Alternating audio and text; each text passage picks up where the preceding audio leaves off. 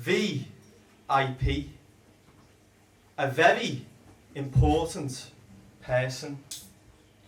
But what makes a person get a very in front of their importance?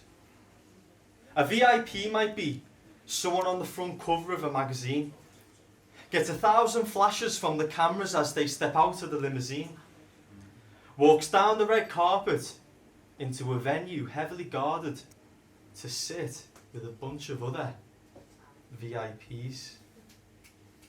A VIP gets better everything. A better section in the venue, better seats, and even complimentary drinks. Now, none of that has ever happened to me.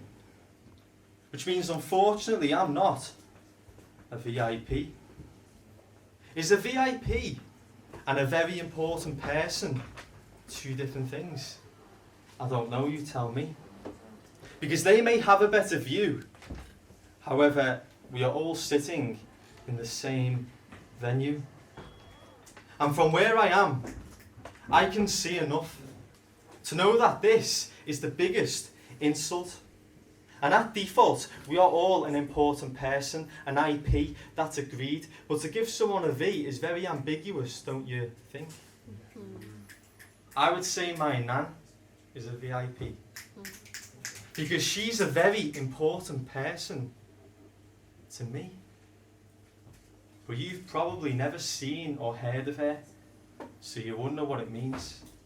So maybe what makes someone a VIP is something very different for you as it is for me.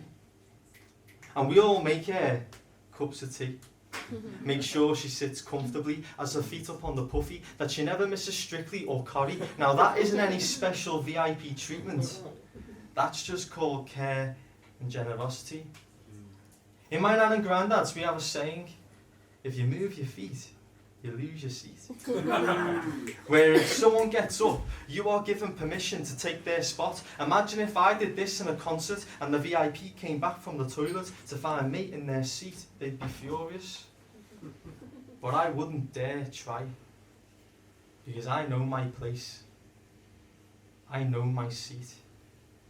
And besides, it wouldn't even work.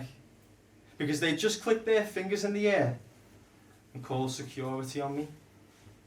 And every row, high to low, front to back, is an alphabetical seating plan of class. And the placebo effect from the tuxedo and dress makes us think that we are less important than them. We see these VIPs on reality TV shows, but the reality of it is that it isn't reality though. And we see what they have, and we wish that we had what they have, but surely there's more to a VIP than just that. And I'm no stranger to the feeling when the bouncer at the door opens the ropes for them and closes it for you. And their name is always on the list. It's as if the pen itself knew. Maybe that's why the ink is called royal blue. Champagne on ice. Perhaps we need to open our eyes and see that the man who bottles the champagne all day on minimum wage is probably working out there somewhere in a factory. And he will never be a VIP. But he is a very important person to that company. And when he goes home, he's a very important person that plays a very important role in his family. And as a hobby, he may play football of a weekend, and he's a goalkeeper, which means he's a very important person in the team. But when he steps off the pitch, he's no longer a VIP in that field. So what I'm trying to say is that we're all VIPs in different ways. And don't be afraid to upgrade and ask for a better seat. Because believe you me, if we were basing it off what was actually very important, there'd be enough room for us all to be VIPs. Nice one.